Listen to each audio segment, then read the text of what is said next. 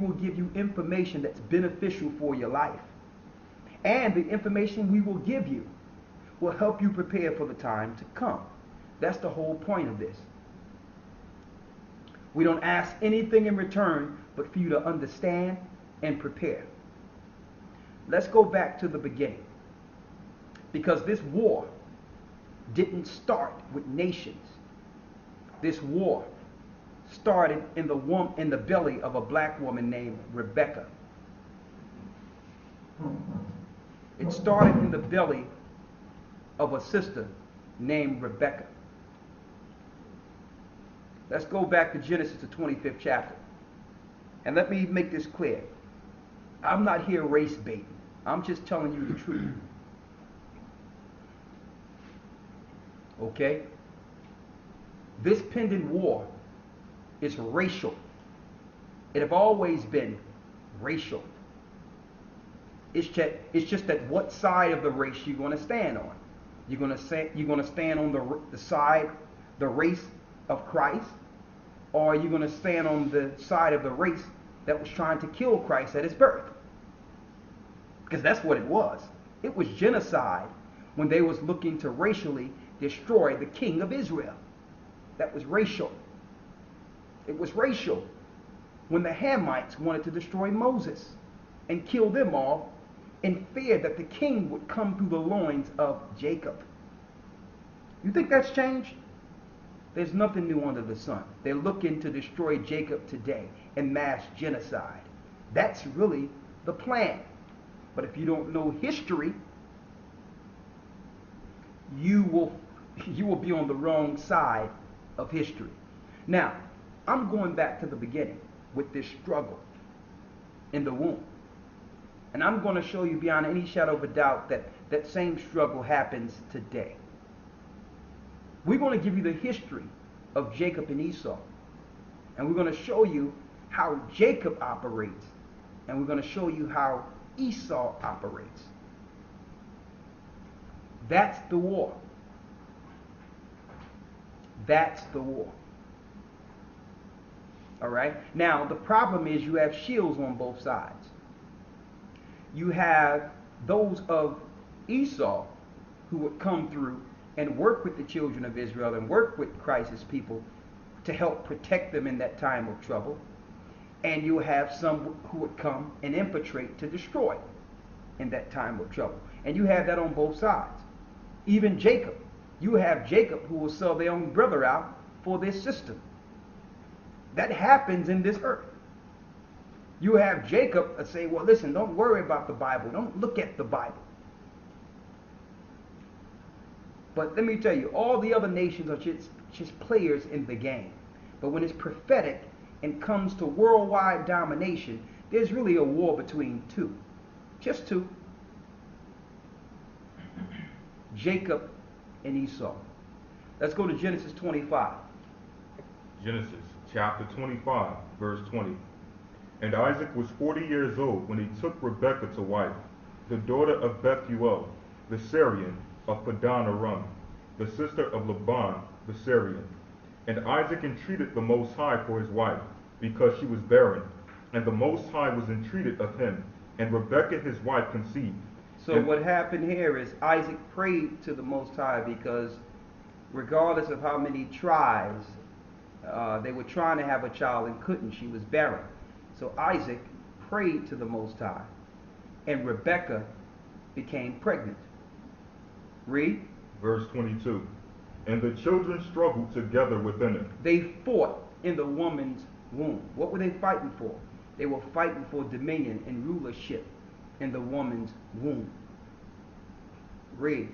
And she said, if it be so, why am I thus? So if I'm blessed to have a child when I couldn't, why am I going through these unorthodox, these serious pains? Read. And she went to inquire of the Most High. So she went to pray to the Most High to get some spiritual answer. Read. Verse 23. And the Most High said unto her, 2 nations are in thy womb. And the Most High told her, there's 2 separate nationalities within you. Now, this is the first time this have ever happened in history in which you would have two different distinct DNA strands, two distinct nationalities, and one that comes from one black woman and one black man. That was unheard of, to have a separate nationality in the same womb. But that's what happened here. So the Most High says, listen, you got two children in your womb that's fighting against each other. They're two distinct nationalities. Read. And two manner of people shall be separated from thy bowels. Two distinct people shall be separated from birth. That means these children will not be able to coexist without fighting. Read. And the one people shall be stronger than the other people. You would have one people who would be physically stronger than the other people. Okay? And see, and that's why they came up with all these what you would call social engineering and medicines and pharmacy and vaccinations to break down the stronger gene pool. That's a war tactic. If they know these people are physically strong and they can't take these people physically, then they would have to break them down genetically. That's what this thing is all about, brothers and sisters. It's that same war that I'm reading about, and I'm going to prove it. Read. And the elder shall serve the younger. And it was meant that the firstborn that would come out would actually serve the younger brother. So now, let's sit back. Let's not rush this. Let's just think about this for a second. For the first time, a child that comes out first would not be heir to his father's inheritance. Now think about that. He would not be heir to his father's dominion. So you got two children struggling to come out first because, you know, whoever comes out first gets the promises of Abraham. But the Most High did two things that he never did before. He put two separate nations in one womb, and he also made sure that the first one that come out would not be the promised son. All that fighting, you get out first, and you are not the promised seed. And see, and that's why in this society today, you notice in their institutions, they try to downplay the Bible, have you question the Bible, and try to say that the Bible, you don't know who really wrote the Bible is tampered with. This is why they're putting those things out there.